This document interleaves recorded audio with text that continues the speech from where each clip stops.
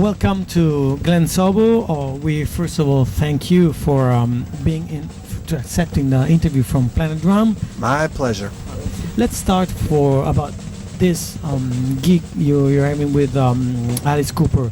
This is a world tour that started, if I'm not wrong, on May, so it's a long one. Would you like to talk about it? This is absolutely a world tour in like the truest sense of that term. We've been, seems like everywhere. It started in May. We started rehearsals like on May 1st, and the tour started in the middle of May. We did Canada, and then we went straight to South America for Brazil, Argentina, and Chile. And from there, we flew over to Europe to start the summer Europe leg of the tour, which was a lot of the festivals. I remember we flew from, I think, Sao Paulo, Brazil, straight to Belfast, Ireland. Yeah, weird, right? But then we did all the festivals. We did Download Festival in Donington, UK, and we did the Sonosphere Festivals. We were playing shows with Slipknot and Iron Maiden and Mastodon and Whitesnake. It was great summer. And then we had a small little break. Then we did some US dates. And then we started up in September, just non-stop. We went to New Zealand and then Australia. We had 5 or 6 shows. We flew from Australia straight to Singapore. And then from there we went to Jakarta, Indonesia. And from there we flew here to Rome. Here we are. Which is the first European... First show of the fall European tour, yeah, because we were already through Europe during the summer, like June and July, but we didn't do any Italy dates then, so first Italian dates of the year. Mm-hmm. Yeah. And there's a lot more to go. We got still more UK, Germany, Netherlands, Belgium, France, Russia coming up, more US. Long time before resting. Yeah. About 6 or 7 months out of the year. But I'm still energetic. Can you tell? I'm not burnt out yet. Well, actually, you just ate an apple. Yeah, that's the secret. That's the secret, yes.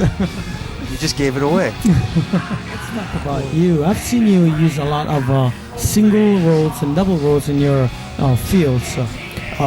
You have an incredible finger control. Is this a mix of open-close technique as well as Muller, if you use a Muller technique? And how did you achieve this astonishing technique? Well, I can't say I ever formally studied things like Moeller technique, but I'll tell you what, just watching people like Jim Chapin demonstrate that, and Billy Cobham, I saw him do a clinic early on when I was a kid. And he was doing all that stuff. I guess you could consider it French grip or timpani grip, you know, the finger stuff. I just said, that's great. And I maybe came up with my own different version of that. I never was taught formally by a teacher, but yeah, it's really great for developing singles. And I can't say that I would use a lot of French grip or a grip like that on the Alice Cooper gig. This is all full. You might say it's full Moeller. You might want to talk to Dom Famulero about that. He's the guy that really gets heavy into that. But it's been helpful, those techniques, sure. And moving around the kit and being loose with your hands. Yeah, well, for sure. I started in middle school. I was in a class. Somehow I got put into the beginning band class. I don't even think I asked for it, but I wanted to play guitar or drums. I got into this beginning band class, and it was all wind instruments and drums, pretty much. I said, I want to play drums, but so did like 15 other guys. They could only have 5, I think, or 6. So they had to have us pick numbers out of a hat to see who got to play drums. And there were 2 numbers left, and I picked the right one. Otherwise, I'd be doing an interview for Trombone Planet or something like that, right? But yeah, I got lucky, and I started, and that was reading music. I didn't get a drum set till maybe over a year later, when I was 13, but I started at 11 playing on the snare drum and on drum pads, and anytime I get a chance to play a real drum set, I would do it because I was fascinated by it, and I was really into Led Zeppelin and Rush and Van Halen, and when I finally got a drum set, I just was on it every day, and then I started taking some private lessons and marching band in high school and concert band and jazz band, everything I could do in school to play music. That's how it all started. Right. Marching band was great.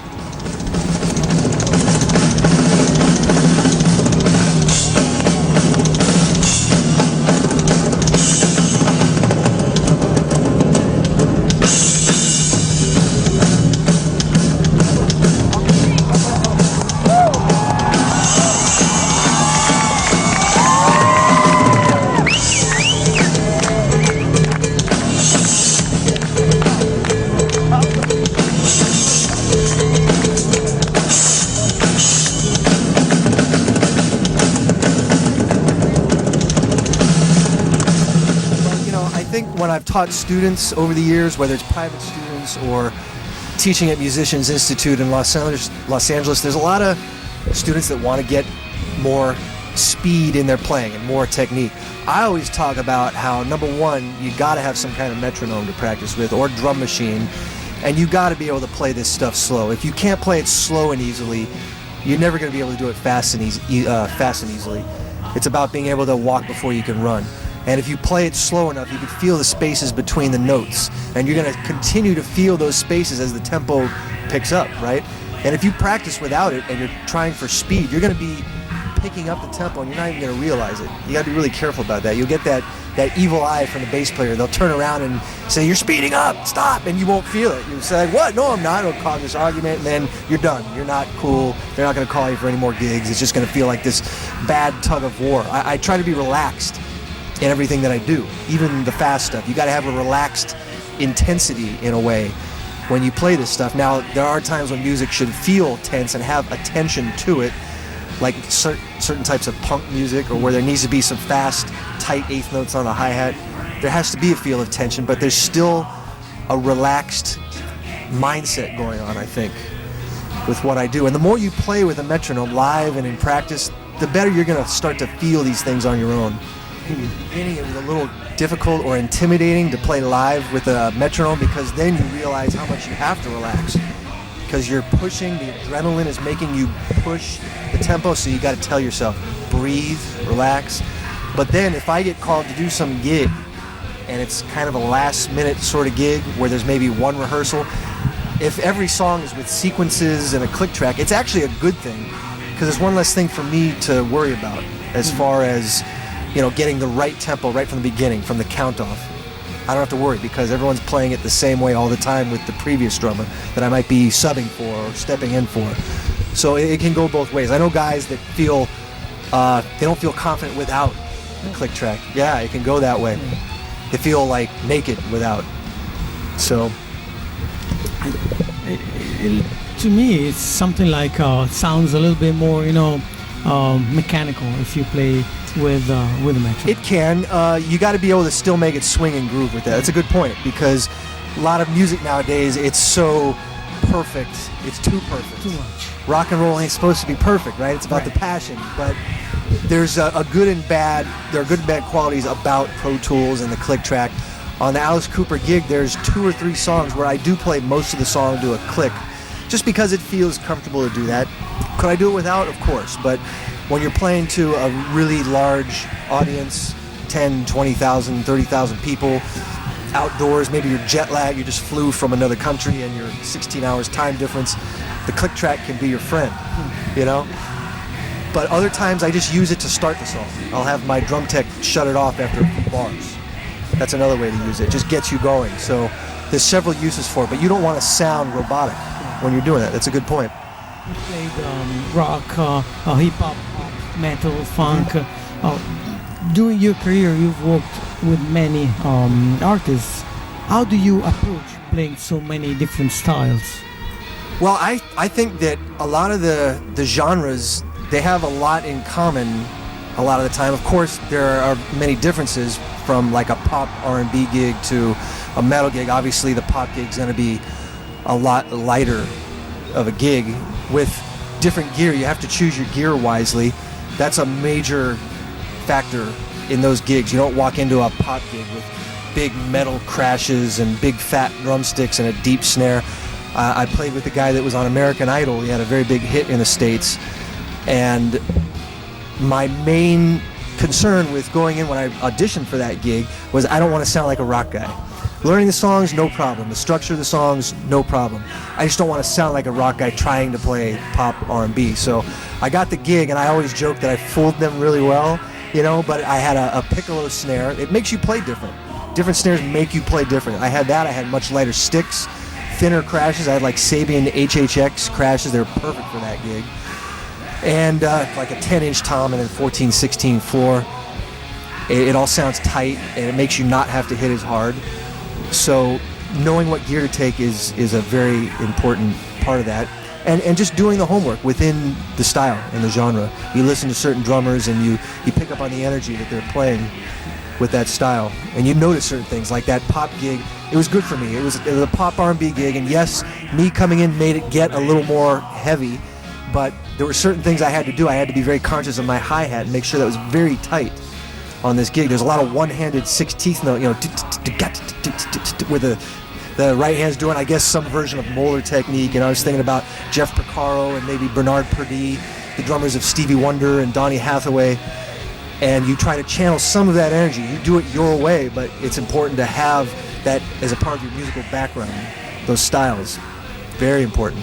I can go on all day about influences, for sure.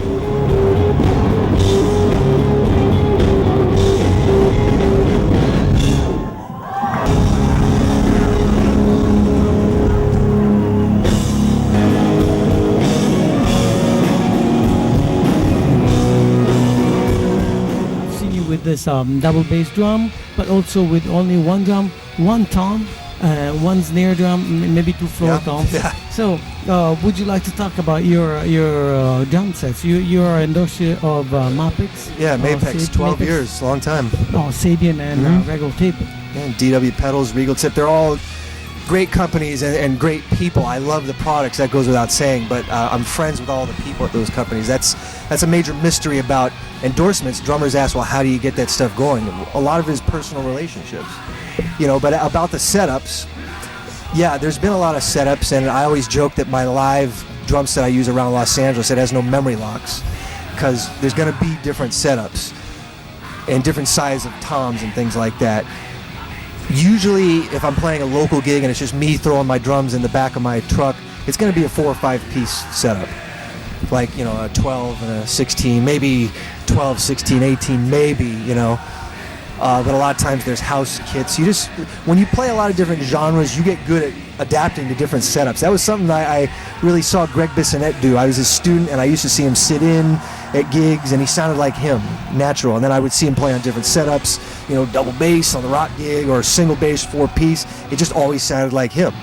So I saw that, and I was like, wow, I better get used to playing on a lot of different setups. And in LA, like in Hollywood, I might be teaching at MI during the day, and then there I'll be playing on 2 or 3 different drum sets because I'm in different rooms and classes and live workshops. And then I might do a rehearsal after, and that's on another drum set at another rehearsal studio, and then go to a jam night at midnight, and that's another drum set. So in one day I'm playing on 5 drum sets. It's good training. It is. There's nothing like your own setup, but there's certain things you learn to get by with. Like if I have my pedal, some cymbals, maybe my snare, I'm comfortable.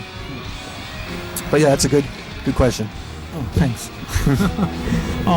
You're talking about teaching, so you are involved in teaching. You seem also to like it because you teach in the Musicians Institute and in the Los Angeles Music Academy.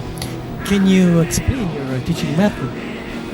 Well, I've been on staff at MI for quite a while, on and off. I haven't done anything at LA Music Academy in a good while, but they're both cool schools. I just have felt really at home teaching at MI. My method of teaching, it can vary. I got to see where the student is at and what they like. A lot of times a student will come in for the first time. At MI, everybody gets a private instructor. So the first day, I want to get to know them. Where are they from? Who did they listen to when they first started playing? Who made them want to play? What do they listen to now? That's very revealing to me, and I learned something about what people right out of high school are listening to. And then I asked them, well, what do they want to do? What do they see themselves doing in the music business? And I want to play with them a little bit. There's 2 drum sets set up, so we play, and in that first hour, I can maybe learn a lot about what they want to do. And to me, I get into this thing of it's not what you do, it's how you do it. Like if you play this one really basic rock beat, well, how is that being played? Is it with consistency on the rim shots, on the snare drum, the hi-hat? Is it consistent with the bass drum, the sound? It's about the sound you get out of the drums a lot. Because you could have one drum set and 5 guys play on it. It sounds like 5 different drum sets. That's amazing to me. So I get a lot into watching someone do something and then talking about the execution of that particular beat or that fill, the lick, whatever it is. Almost like prepping for studio. Like you can't play something, you haven't mastered it until you can play it to a metronome at several tempos and have it be consistent. Like studio perfect, or, well, there's that word perfect. Doesn't always have to be perfect, but something that sounds musical and sounds like a record or a good live rock show. So the snare, that's important. Getting a good sound out of the snare. It's in your hands. It's in a drummer's hands and their touch. So I talk a lot about that. And the first time you see your student, in the first hour, you said, what do you look in him to, what do you actually search in him to see and start a worthy job? I mean... Okay, yeah, I know what you're saying, I think. I noticed that a lot of drummers that are right out of high school, certain things might be lacking, like just basic knowledge of triplet subdivisions and things like that. So I might say, let's try to play a shuffle or a halftime shuffle, something that swings. And from there I could tell if they've listened to anything like that. There's a lot less music like that nowadays coming out. New rock and metal stuff, it's all based on 8th, 16ths, 32nds. You could say some metal is based on triplets, but it's all double bass oriented. I want to see if they're used to playing grace notes, or if they're all just full strokes, you know.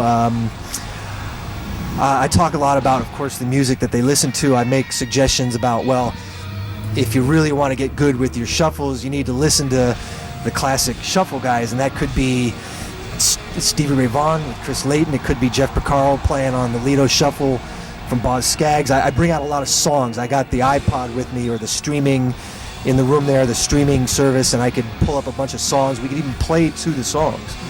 That's very eye-opening too, to see if someone can play to a record, you know, and be able to lock into that drummer's feel. You learn a lot that way. So I do anything it takes to get them to think musical and to think about making music with people. A lot of times drummers are so into technique, they forget that we're here to be an ensemble player and to keep time. So I got to remind them about, well, if you're doing an audition, if you're in the studio with a big producer who's got no patience, you know, he might not be so nice, and he might want to get someone in that just knows how to lay down good time, as opposed to, you know, super fast 7-note groupings on your feet with paradiddle diddles or whatever.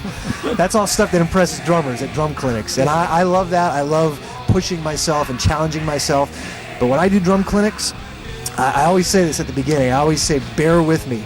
I want to take like 5 minutes to talk about and show what it is I do most of the time, which is being a team player and just playing pretty straight music and taking direction.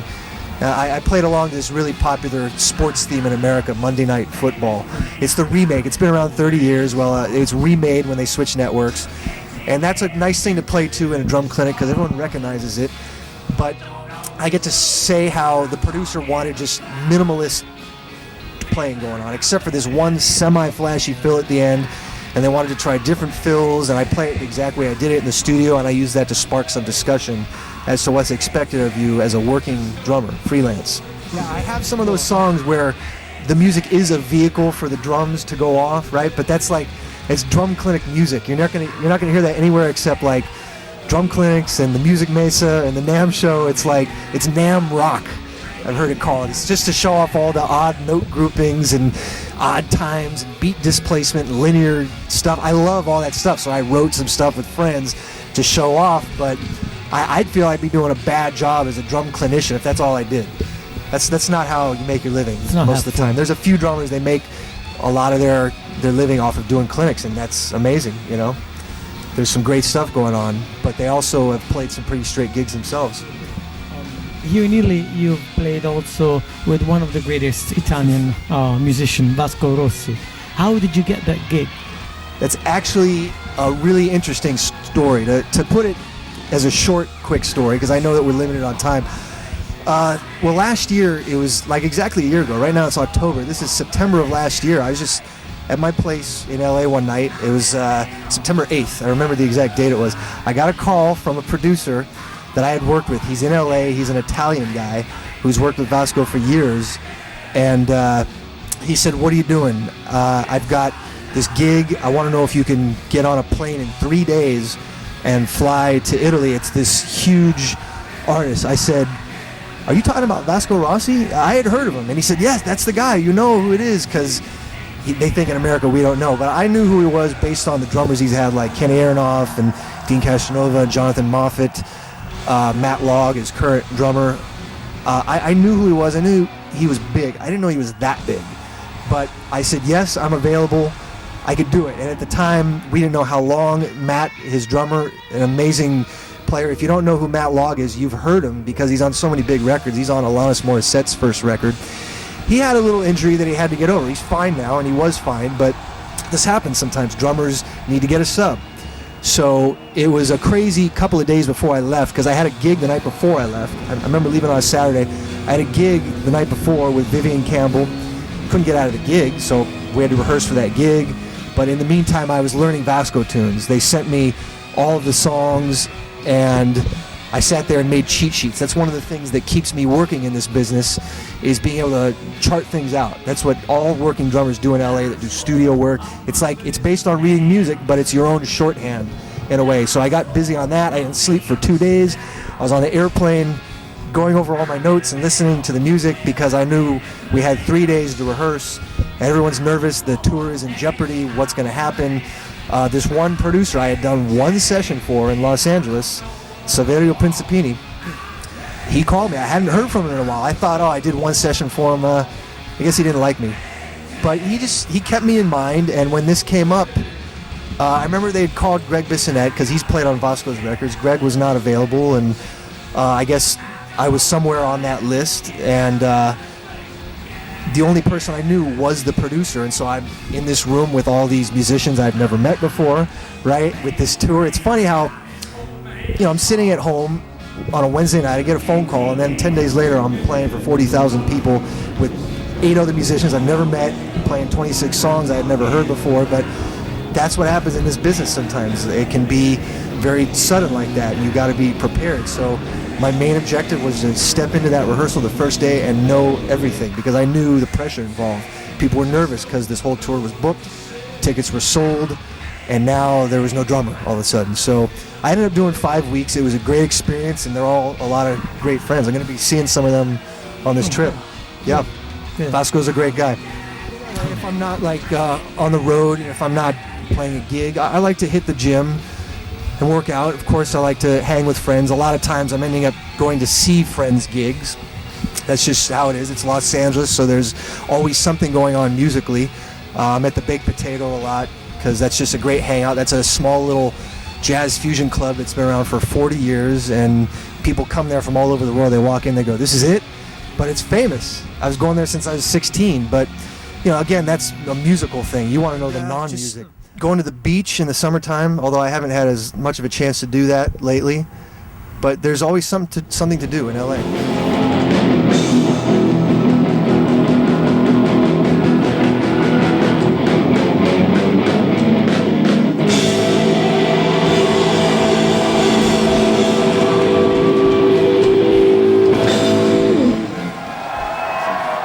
I just love a good spaghetti al pomodoro.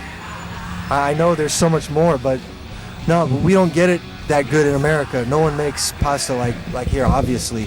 So that's why I love coming here. I love coming to Rome. It's one of my favorite cities, mainly because of the food. Also, of course, the sights that you could see. We visited the Sistine Chapel this time. I finally got to see that, and so much great history there, and hearing about all the artists and how they were treated by men in positions of paying them in government. It was very similar to the music biz, because a few of us went on that tour at the Vatican. But yeah, there's so much great history. I know everyone that lives here, they see it every day, but us coming from the States, it's very special for us to come here and see some real culture, so I love coming here. Well, if it's aspiring musicians out there, aspiring drummers, I just think it's important, like we were talking about earlier, to expose yourself to as many styles as possible. I've seen it so often where I talk to students and they're very close-minded. They had this thing happen to them in maybe high school where they were told it was uncool to listen to a certain style of music.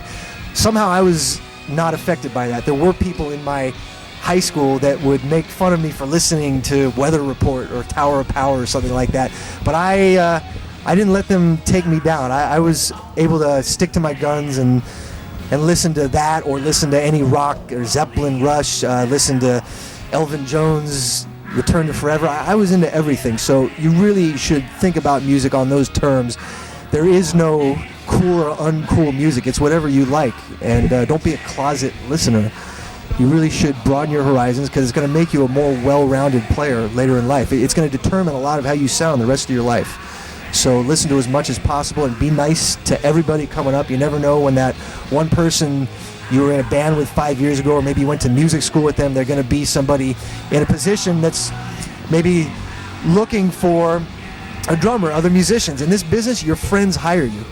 Your friends are the ones that bring you onto gigs, and that is the case with the Alice Cooper gig. One of the guitar players got me in the circle of people, and then I did a recording session, and that led to the gig. So, Wise advice. at planetdrum.it, it's Glen Sobel from the Alice Cooper Band. How you doing? Check it out.